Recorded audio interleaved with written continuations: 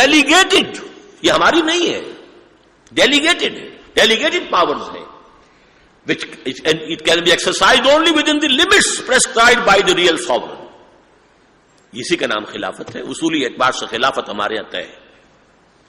اس سے آگے بڑھ کر دفعہ 227 جو ہے وہ بھی اس کی جو عملی امپلیمنٹیشن ہے اس کی بھی لیے میں سمجھتا ہوں کہ سورہ حجرات کی پہلی آیت کی صحیح ترین تعبیر جو ہے دستوری زبان میں وہ اس دفعہ میں موجود ہے. No legislation will be done repugnant to the Quran and the Sunnah.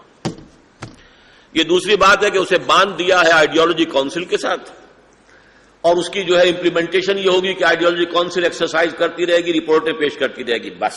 اس کے علاوہ یہ کہ اس کی امپلیمنٹیشن کی کوئی ضمانت نہیں، ان کا کیا حشر ہوگا، ان کی سفارشات کا سب کو تذکرہ نہیں، سرے سے نہیں. اس میں صرف یہ کیا جائے کہ اس کو وہاں سے کاٹ کر اور قرارداد مقاصد جس ضیاء الحق صاحب دستور کا حصہ لے آئے ہیں 2A، اس دفعہ کو 2B کی حیثیت سے شامل کر دیا جائے کہ یہ اس ڈیوائن ساورنٹی کی امپلیمنٹیشن کی اس کی وضاحت ہے. No legislation will be done repugnant to the Quran and the Sunnah. تیسری شکل جو پیدا کی فیڈرل شریعت کورٹ کی وہ بھی میرے نزدیک صحیح ترین صورت ہے، اگرچہ میرے نزدیک یہ عبوری دور ہے جس میں ہمیں ایک علیحدہ کورٹ کی ضرورت ہے، ورنہ یہ کہ ہماری جوڈیشری رفتہ رفتہ انشاءاللہ وہ پوری ایسٹ جو ہے اس فنکشن کو لے سکے گی کہ وہ طے کرے کہ آیا کوئی شے کتاب و سنت کے منافی ہے یا نہیں. لیکن بہرحال اگر اسپیشل کورٹ بنائی گئی ہے تو اس میں بھی کوئی حرج نہیں ہے. اس پہلو سے اس میں جو پابندیاں عائد کی گئیں وہ ختم کر دی جائیں. کوئی چیز کتاب و سنت سے ماورا نہ ہو، کوئی چیز قطعاً بلا استثناء کتاب و سنت کی بالادستی. لہذا اس فیڈرل شریعت کورٹ کے دائرے میں اس کے دائرہ اختیار پر جو حدود ہے، تحدید ہے، وہ ختم کر دی جائے. نمبر 2 یہ کہ اس کے ججز کا سٹیٹس جو ہے وہ ہائی کورٹ اور سپریم کورٹ کے ججز کے مساوی کیا جائے. اس میں علماء ججز کی تعداد معتدبہ بنائی جائے. یہ 3 کام کر دیے جائیں تو یہ 3 کانسٹیٹیوشنل امینڈمنٹس.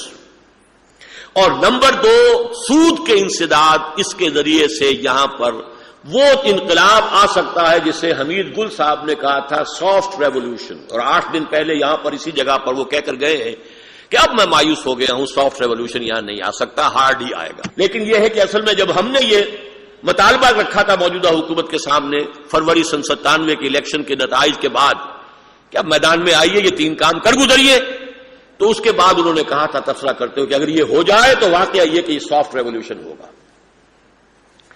اب اس کے بعد چوتھی چیز جو اس میں شامل کرنے کی ہے وہ پارٹیاں ہیں، ان کا منشور ہے. وہ منشور جو ہے اس کی اسکروٹنی ہونی چاہیے، وہ بھی فیڈرل شریعت کورٹ کے تحت. صدر جس کو کہ اب خلیفۃ المسلمین کہا جائے گا، خلیفۃ المسلمین پاکستان کے مسلمانوں کا خلیفہ. یہ خلیفۃ المسلمین ہے، خلیفۃ اللہ نہیں ہے، یہ خلیفۃ الرسول نہیں ہے، خلیفۃ المسلمین ہے. جیسے پاپولر ساورنٹی ایکسرسائز ہوتی ہے کس طور سے؟ پاپولر ساورنٹی تولا ماشا ہر سٹیزن کے پاس ہے، لیکن وہ ڈیلیگیٹ کرتے ہیں اپنے اس اختیار کو، ساورنٹی کو اپنے الیکٹڈ نمائندوں کے پاس، اور وہ پھر اس کے ذریعے سے ساورنٹی کو ایکسرسائز کرتے ہیں. اسی طرح یہ خلافت المسلمین ہے. حضرت عمر کے الفاظ میں امر المسلمین فمحذرهم هؤلاء الرهط الذين يريدون ان يغصبوا امر المسلمین. تو امر المسلمین جو ہے اب مسلمانوں نے منتخب کر کے ڈیلیگیٹ کرنی ہے اپنی خلافت اس خلیفہ کو، لہذا وہ خلیفۃ المسلمین ہے. اور جس ملک میں بھی یہ نظام پہلے قائم ہوگا اس ملک کے مسلمانوں کا یہ خلیفہ ہے، نائب ہے. اس ملک کے مسلمانوں نے اپنا حق خلافت یا اپنا اختیار خلافت جو ہے اس کو سونپ دیا. اس کے لیے یہ کہ پہلی بات مسلمان ہونا شرط، ظاہر بات ہے منکم ہے، مرد ہونا لازم. اور جو شخص بھی اس کے لیے میدان میں آئے اس کی بڑی ہی تھورو اور اسٹرکٹ اسکریننگ ہو، تزکیۃ الشہود کے بل پر، اسی کی بنیاد پر اس کا کردار. وہ جو 62-63 کی دفعات جس کو قاضی حسین احمد صاحب جو ہیں اب وہ بہت کافی اس کا تذکرہ کر رہے ہیں، وہ یہ کہ سب کے لیے ہے یا نہیں ہے، لیکن اس صدر کے لیے تو لازماً اس چھلی کے اندر سے گزر کر اس کو آنا چاہیے، ورنہ نہیں. اور عمر 40 سال سے کم نہ ہو. از روح قرآن حتی اذا بلغ اشدہ وبلغ 40 سنۃ قال رب اوزعنی ان اشکر نعمتک التی انعمت علی وعلی والدی. البتہ اس میں ووٹ ہر مسلمان مرد اور عورت کو حاصل ہوگا.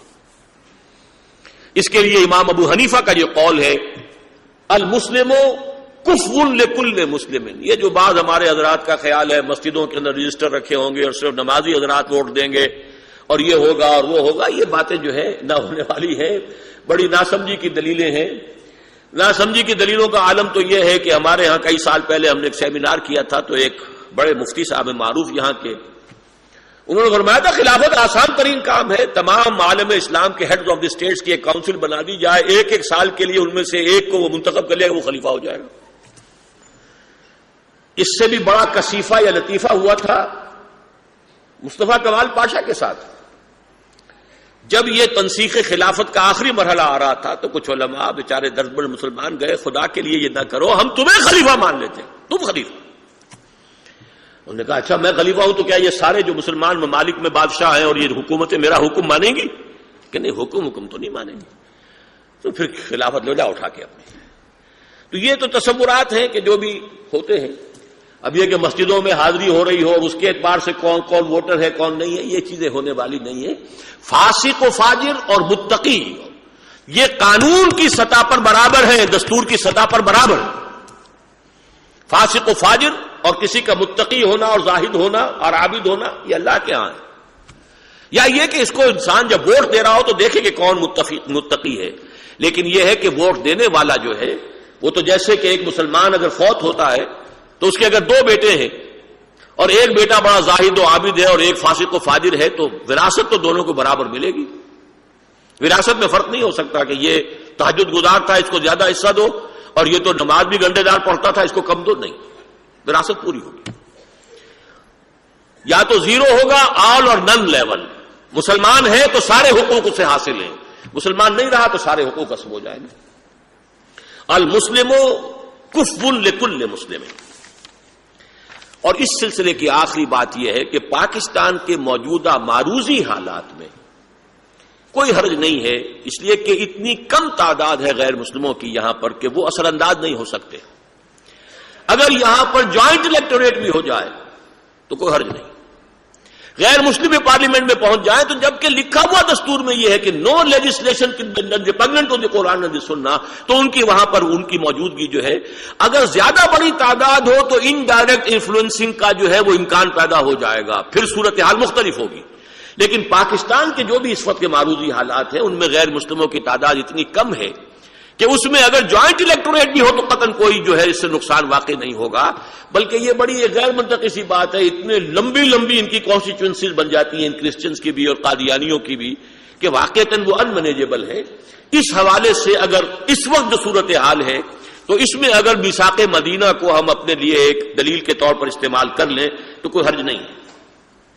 البتہ یہ ہو سکتا ہے کہ ہر مذہب کے پیرووں کے لیے ان کی اپنی کنسلٹیٹو باڈی ہو تاکہ حکومت جو ہے ان سے متعلق معاملات میں ان سے مشورہ کر سکے. اب آخری بحث پر ہم آ گئے. اب جگر تھام کے بیٹھو، کیسے قائم ہوئی؟ دیکھیے اس کے لیے اصولی بات تو یہ ہے کہ سوائے منہج انقلاب نبوی کے اس کا کوئی اور طریقہ کار ممکن نہیں. وہ سافٹ ریولوشن بہرحال ہمارا فرض تھا، الدین و النصیحہ کی حد تک ہم نے اس فرض کو ادا کیا اور آئندہ بھی کرتے رہیں گے. جب تک ان میں سننے کی تاب ہے ہم سناتے رہیں گے. فذکر انما انت مذکر لست علیہم بمسیطر فذکر ان نفعت الذکریٰ سیذکر من یخشی ویتجنبها الاشقی. ہمارا کام ہے تذکیر، نصیحت، الدین و النصیحہ. لیکن اصل بات یہ ہے کہ جو امام مالک رحمۃ اللہ علیہ نے فرمائی تھی لا یصلح آخر هذه الامہ الا بما صلح به اولها، اس امت کے آخری حصے کی اصلاح نہیں ہو سکے گی مگر صرف اسی طور پر جس پر کے پہلے حصے کی اصلاح ہوئی تھی. امت کا پہلا حصہ بھی اس حدیث کی روح سے کہ جو اس کتاب کے اندر آپ کو نے پڑھی ہوگی یا پڑھ لیں گے، پہلا حصہ بھی دور نبوت کے بعد خلافت علی منہاج النبوہ اور آخری دور بھی خلافت علی منہاج النبوہ. تو خلافت علی منہاج النبوہ کا پہلا دور جس طور سے آیا تھا دوسرا دور بھی صرف اسی طور سے آ سکتا ہے. اور دوسری بات یہ ہے کہ وہی طریقہ ہے کہ جس کو پلان کیا جا سکتا ہے. باقی یہ تو امکانات تو ہوتے ہیں، کسی وقت فوج میں سے کوئی ایسا شخص کھڑا ہو جائے، آخر سوڈان میں جو ہوا ہے، لیکن جو پلان کیا جا سکتا ہو اس کے حوالے سے میں چاہوں گا کہ یہ جو 4 ورقہ آپ کے پاس ایک اور ہے تنظیم اسلامی کا منشور والا، اگر آپ اسے کھول لیں تو اچھا ہے. 5واں صفحہ اس میں یہ سمجھ لیجئے کہ یہ ایک منشور ہے تنظیم اسلامی کا، اور وہ جو پڑھ کر سنائے تھے وہ ہے مقاصد